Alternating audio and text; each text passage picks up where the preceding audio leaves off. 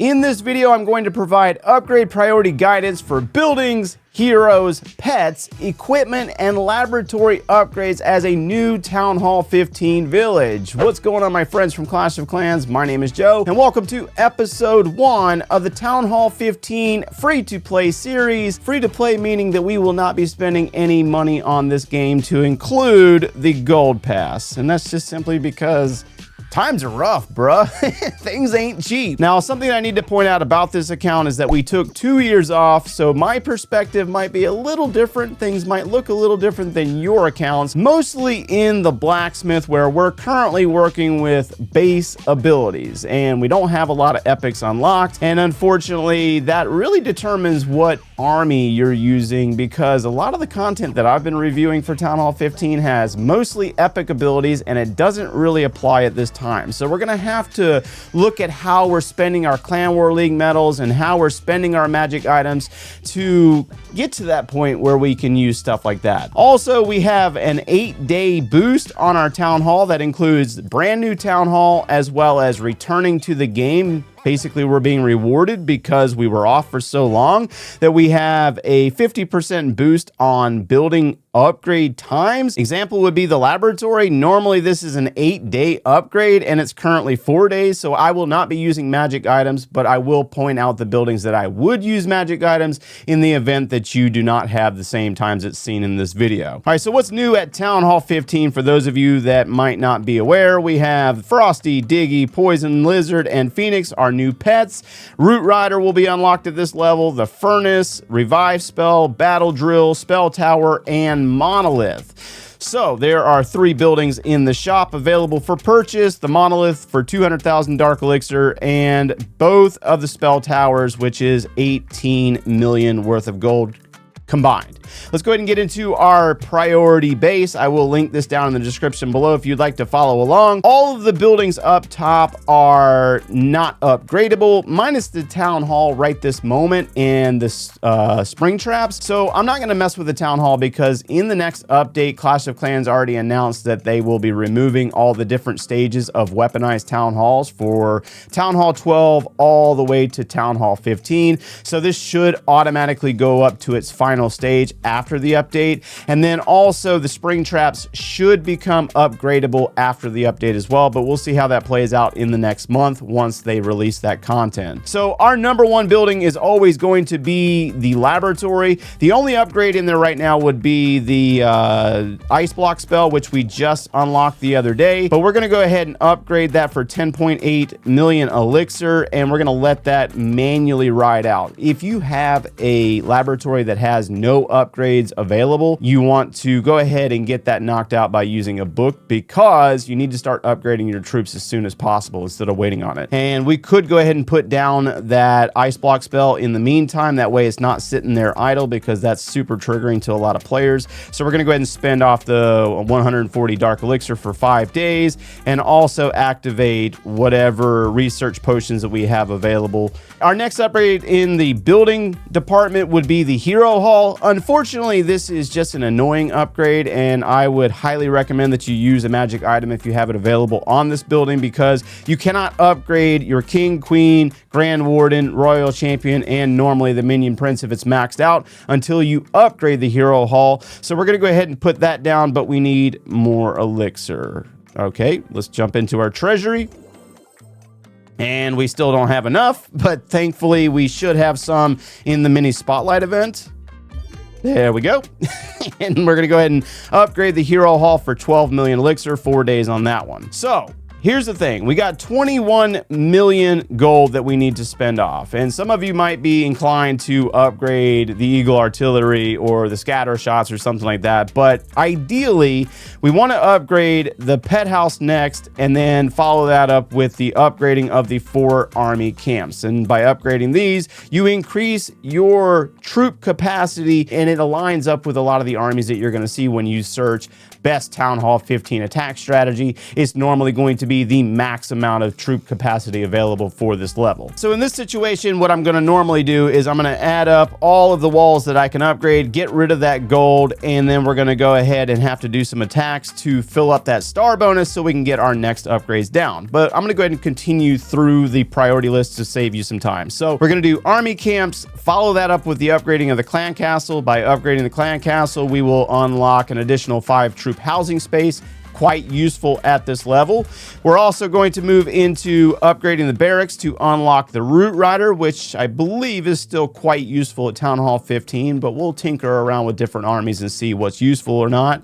And then we're going to follow that upgrade with the workshop. Now, one of the things I did not point out is that once the hero hall completes its upgrade, we're going to be shifting builders into the hero hall to start working on heroes. And I kind of debated with myself on this, on whether I was just going to use hero potions, but then I got to think about the long-term game, meaning when we go to Town Hall 16, when we go to Town Hall 17, and the possibility of the release of Town Hall 18 this year. So we don't want to fall too far behind on our hero levels because of the limitation of how many hero potions we can obtain. So I'm going to be prioritizing the Archer Queen and the Grand Warden first. We're going to follow that up with the Minion Prince, the Royal Champion, and maybe the Barbarian King, depending on the armies that we're using. And stick around. Here in a moment, we're going to jump over to the Clash Ninja website to show you the builder breakdown on what that's going to look like. We're going to upgrade the Siege Workshop to make sure that we unlock the brand new Battle Drill, following that up with upgrading the Spell Factory to unlock the Revive spell,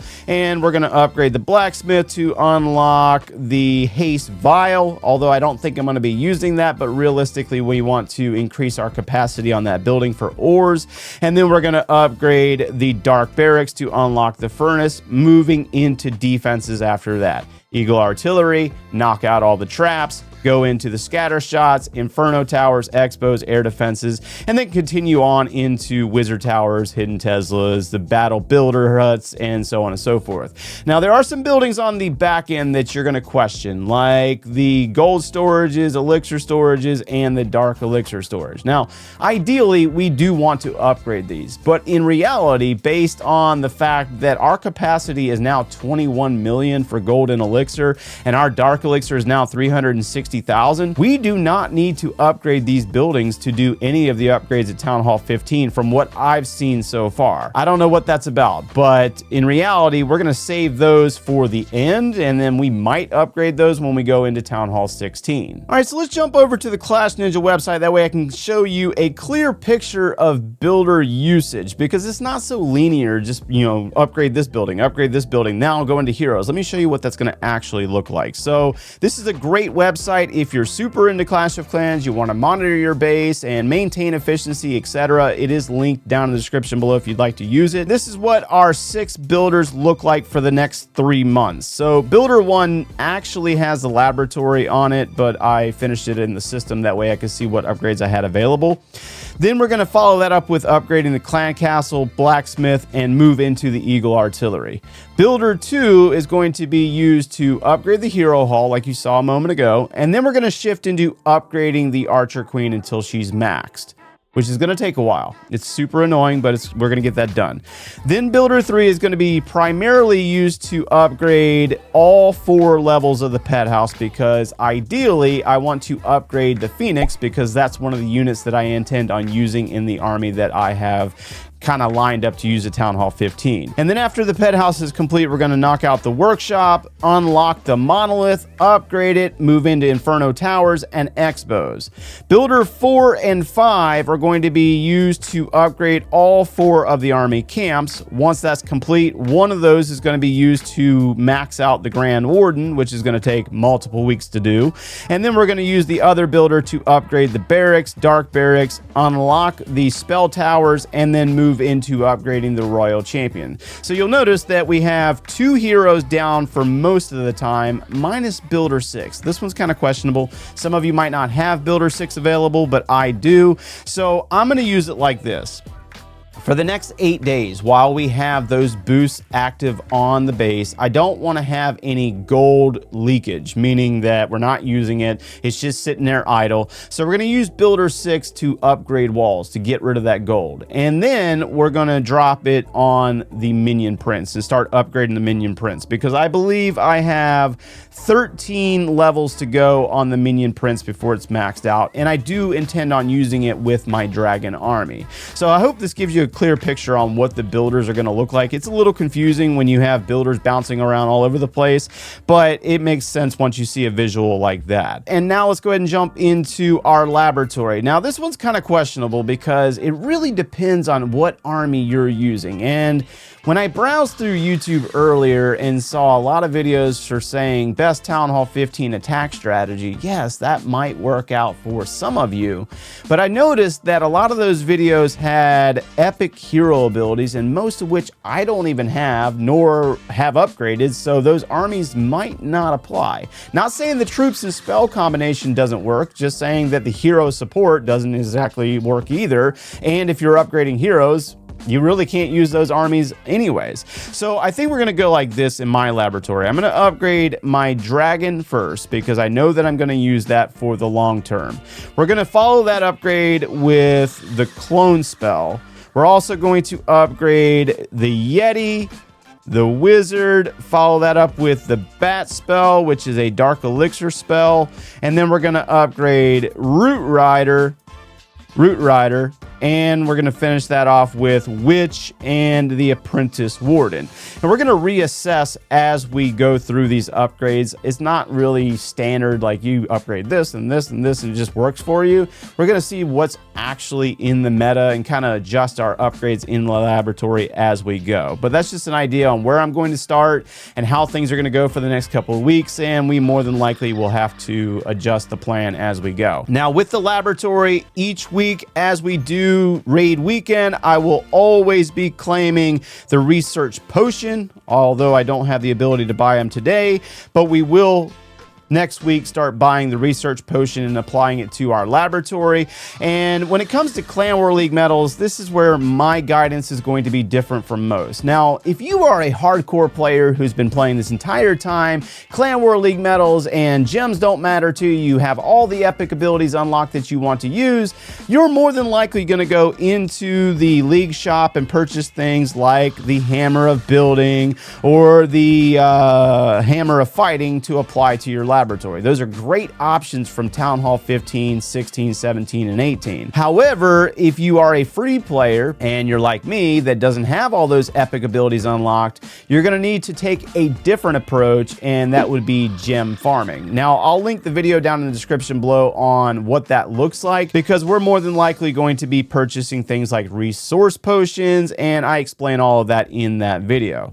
So let's jump into our blacksmith, the final area of this upgrade priority guide. Now, when it comes to hero equipment, there's so many different pieces of equipment, and it's really difficult to get, or it's hard to say you should upgrade this piece of equipment if you don't even have it unlocked. In reality, you should select the hero equipment that you plan on using on the heroes in the army that you want to use, and you should save up the ore to level those up and max them out. So in this situation, most of the abilities that I have here are base abilities. The Grand Warden, Eternal Tome, I plan on using that long term, so I'm going to upgrade it.